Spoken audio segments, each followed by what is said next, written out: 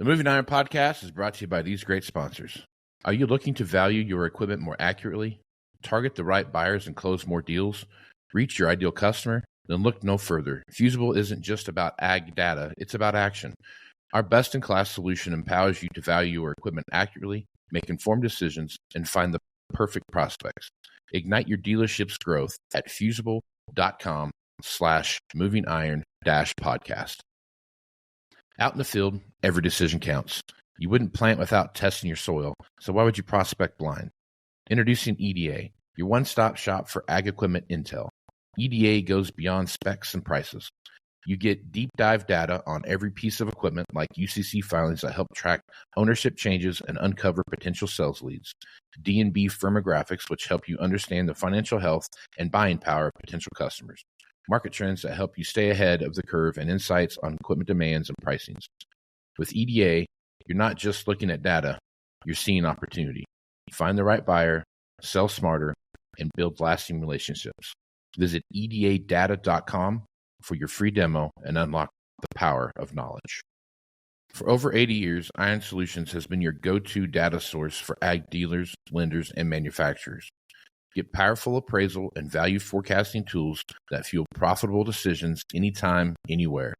Get your free demo at ironsolutions.com. Iron Solutions, confidence in every click. Today, there are many ways to finance ag equipment, but nobody delivers simple, fast, or flexible financing like AgDirect. Learn more about your options to buy, lease, and refinance equipment at agdirect.com. Valley Transportation has been hauling ag and construction equipment across the country for the past 33 years. Call Parker at 800-657-4910 for all your trucking needs. At Valley Transportation, our goal is to help you reach yours. When you partner with Axon, you immediately gain access to a full range of products and solutions designed to meet the complex needs of today's grower. We carry all major brands and sizes of tires and wheels. We specialize in large diameter wheels for large equipment. We have one of the largest OEM replacement wheel inventories in North America. Known for extreme flotation setups, duals, and triples, we have wheels for all makes and models of tractors, sprayers, combines, and grain carts. If we don't have the wheel in stock, we'll custom build, sandblast, and paint in-house. There isn't a more vast inventory in North America dedicated to helping dealers move more iron. With facilities on the West Coast and in the heart of the Midwest, leverage our 230,000 square feet of indoor inventory to solve any problem a grower may have. Move more iron with Axon.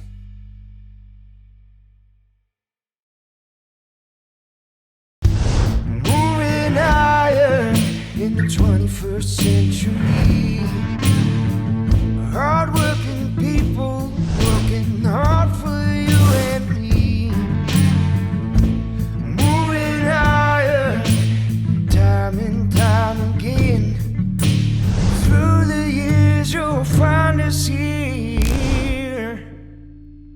Moving iron. Hello and welcome to Moving Iron Podcast. Mark with Sean Hackett. Sean Hackett is with Hackett Financial out of Boca Raton, Florida. It's nice to come on and talk about what's happening in the world of commodities. Sean, how you doing this morning? I'm doing real good, Casey. Really good. It's nice to be home after a very busy week last week, traveling and speaking and everything else, and market to market and everything else. So nice to be home and kind of my daughter's here for a little while longer before she goes back to school, and my wife's off this week, so it's kind of a nice family week to kind of catch up and remember what's important in life. So right on. Yeah, school is firing back up. All the fun stuff associated with that also comes with it. So yes, it's a good busy, but it's a different kind of busy. So yes. Speaking of busy, had a busy day yesterday in the marketplace. We saw the WASDE report came out and ending stocks report came out. Yesterday we saw, like you talked about a couple weeks ago, people are making a big fuss about corn, but the planted acres were down. The overall yield came back up, but ultimately at the end of the day, nothing really changed the picture of corn. So talk a little bit about your thoughts on the overall WASDE report yesterday. Well, we had specifically talked about this a couple of times in past episodes with you, and it's happened exactly the way we thought. And I think in September we're going to see the same thing happen, Casey. I think we're going to go to 185. I think we're going to lower those harvested acres a little more. I think we're going to raise demand a little more. I think we're going to same scenario, just going to keep jostling numbers a little bit. But I don't think we're going to get materially above the 2.1, 2.2 million bushel carry out that we're at. Meaning, I think we've traded or are trading the largest balance sheet spreadsheet supplies that we're going to trade for the foreseeable future. And typically, that's where your floor clearing price typically takes place. What's interesting is taking the U.S. large crop aside. If you look at the global lending stocks since 2014, we've been in just a steady downtrend. In fact, we're at the last year. We're similar global stocks to usage last year and this year are about the same, even though the U.S. had a big crop because everybody else had smaller crops, and it's really the lowest in 10 years.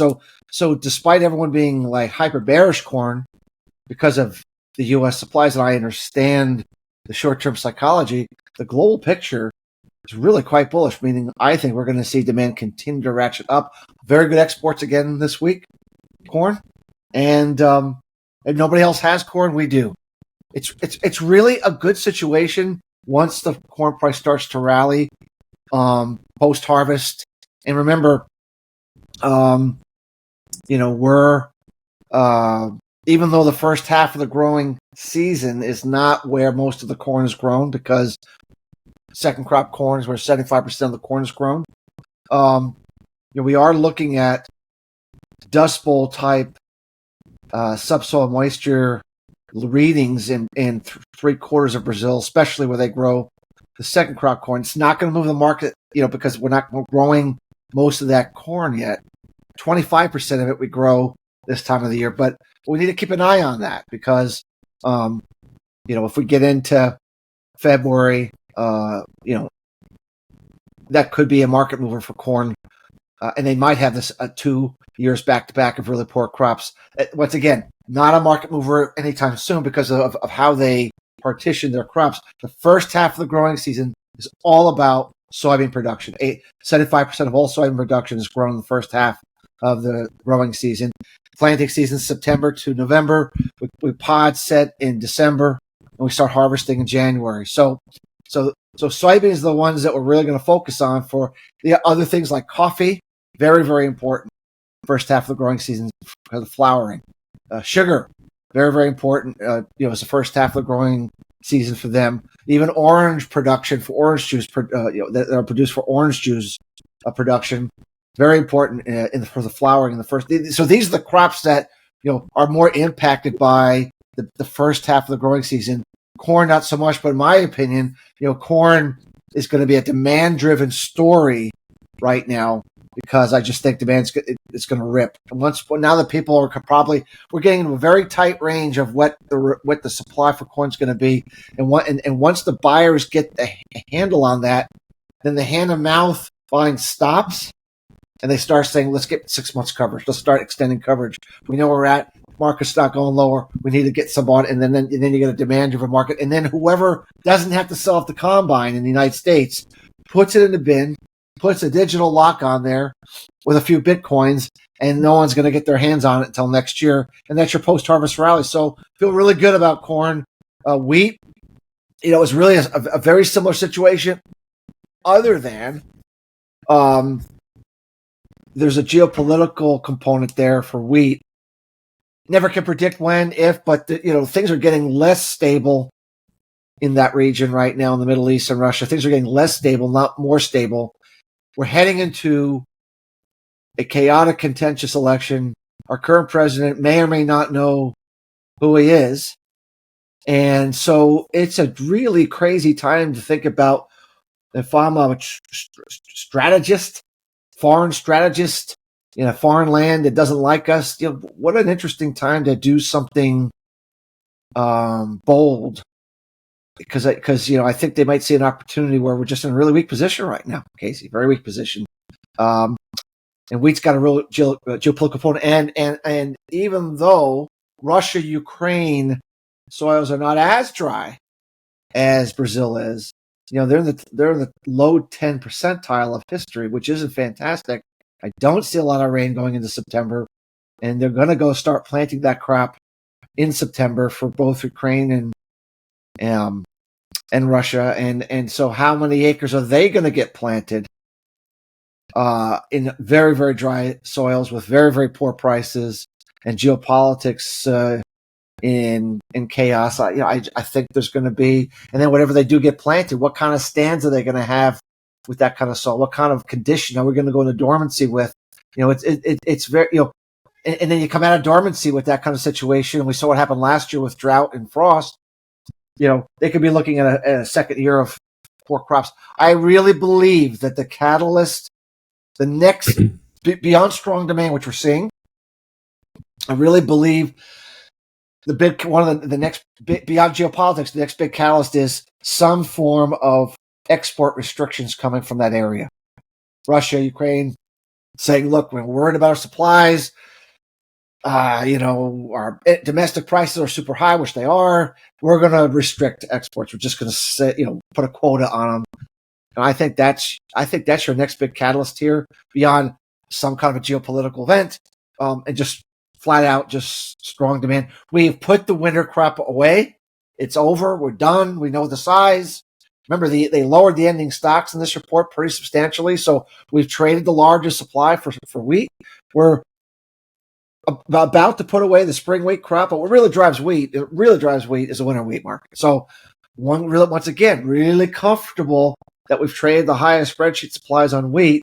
And you look at where we are on a global stocks to usage ratio. We have fallen, I think it's 8 straight years in a row, or 6 straight years in a row. 2018, 6 straight years in a row of ending stocks declines. And I don't mean just gentle declines. I mean gapping down stocks to usage declines globally. So once again, when everyone looks morbidly bearish because of a large U.S. crop, and I understand that, but we're only the fourth fiddle in a four-fiddle game in terms of exports. We're just overemphasizing us, and we're not emphasizing the shortage elsewhere. And so our exports are going to rip. And, once again, I just feel really comfortable there. Now, soybeans, everybody take a deep breath and exhale. Let's go to our Pilates class and whatever, let's take a deep breath. 30-year highs in global stocks to usage, U.S. global stocks sky high, and I think we got one more increase to go. I don't think we're done. I don't think we have printed the highest supply. I think they're going to raise yields again in September. We don't have the reduced acreage issue like we have in corn because of the switching of acres from corn to soybeans. Demand, we already talked about Brazil. They've just been producing too much. Nobody else really produces soybeans. China's not really buying as much as they really should or have been. Ooh, tough one. And I've not been able to give a comfortable prognosis for soybeans for quite some time. Every market eventually bottoms, but soybeans are justified in their reaction to the report yesterday. We need to put max pressure on Brazil to stop doing what they're doing, and to the extent that we can, we need to try to tell Argentina to, take a vacation. They just need to stop doing it. And the only way that you're going to get someone to stop doing something they ought not to be doing, Addiction 101, is make things so bad that they realize that doing something different is in their best interest. And I think the economics are getting so bad, and even though the subsoil moisture in Argentina is not as dire as Brazil, we're in the low 10 percentile, not 2 percentile. We're in the low 10 percentile in Argentina. Although I am expecting they're going to have a better rainfall pattern, but we just got to get them to plant less acres, Casey. The saving grace for U.S. corn this year was what? Less acres. So even though the yield is blowing out, we're not blowing out the ending stocks. The problem we had last year was the yield was below trend, but we planted so many acres, we had a big crop, even despite it all. So acres super important part of the variable equation of production. And right now I'm focused on the acres than the yield at this point, because if they plant too many acres, we're just in trouble on soybeans. I don't know what's going to happen. I am pretty sure low 2 percentile Dust Bowl moisture conditions and what I believe to be the high probability of a good portion of the soybean areas, at least in Brazil, not getting much rain relief, and really some of the poorest economics we've seen since COVID. I'm really pretty sure that that's going to put a stop on it. We'll have to wait and see. I can't tell you what Brazilian farmers are going to do, but rational thought would say that this is going to make them pause. So that's what we really need. Watch planting progress. Watch how many acres that the local firms down there who are really good at picking out what's happening down there, and I think that's what we need. In the market right now, max pressure. Put the pressure on. So as much as it's depressing as a U.S. farmer, if you want a higher soybean price, you should be rooting for the soy price to get absolutely crushed right now going into September, and give them no reason to make a different decision other than plant only the best acres and screw the rest.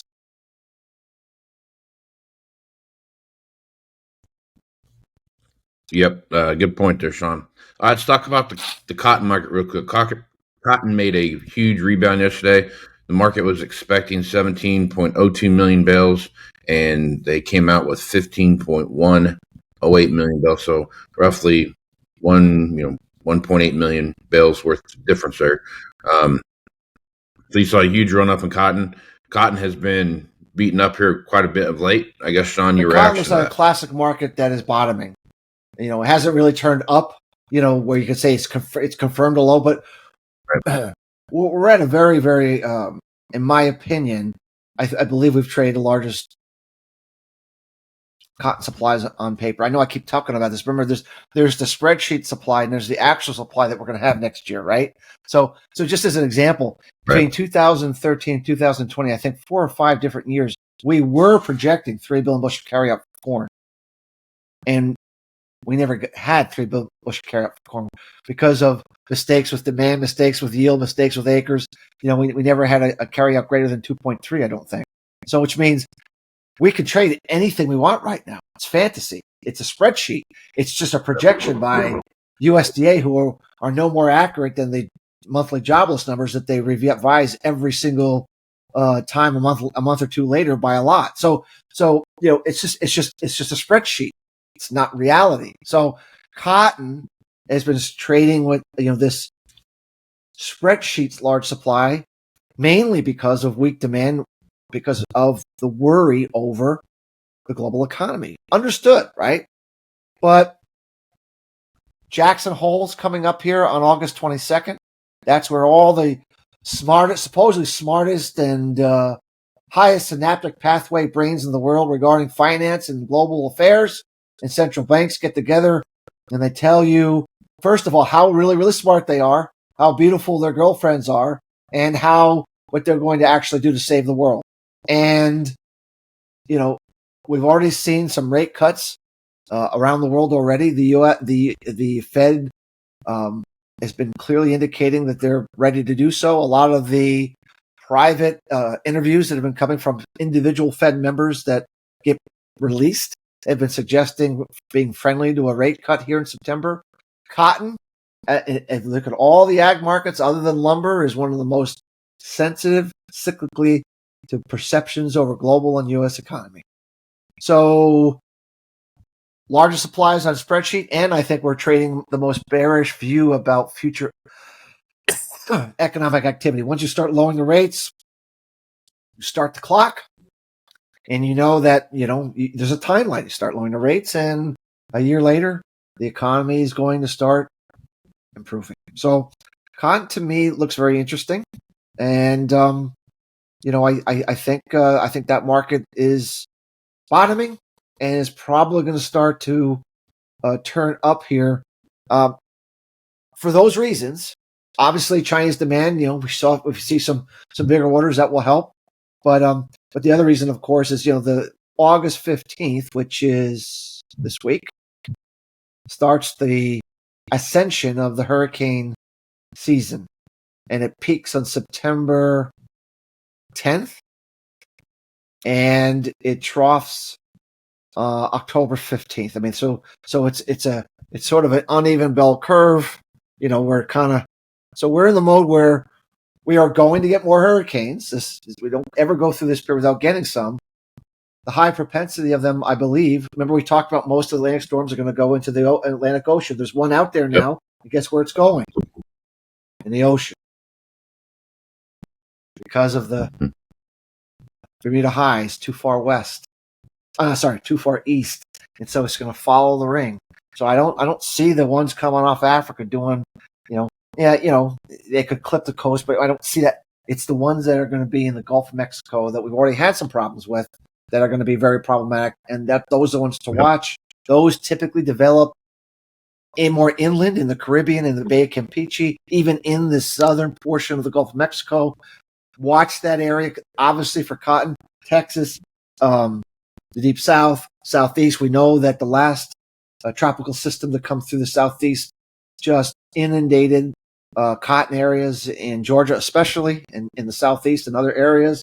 Another reason that the market is stabilizing and starting to turn up. So I like the cotton market here. Is it my favorite? No. But it's a constructive market. I like the cotton market here. It's a market that I think has a reason to rally. Doesn't mean massive, incredible bull market here, but I think it's going to offer opportunities for U.S. producers to sell. If you just look at the chart pattern of Casey, upper 60s, 70 cents, upper 70s to lower 80 cents. I think that's I think your range. And I just think we have a good shot of going to the upper 70s, low 80s, give or take. And I think U.S. producers in cotton need to be looking for that area as an opportunity to make cash sales. May not be the best price you ever saw on the planet and what you want for sure, but it's a better price than we're seeing today, and it's a price that will pencil out on your balance sheet to where you're going to be able to pay all your bills and have a few shekels left over. And not every farmer right now can say that. Right on. Okay.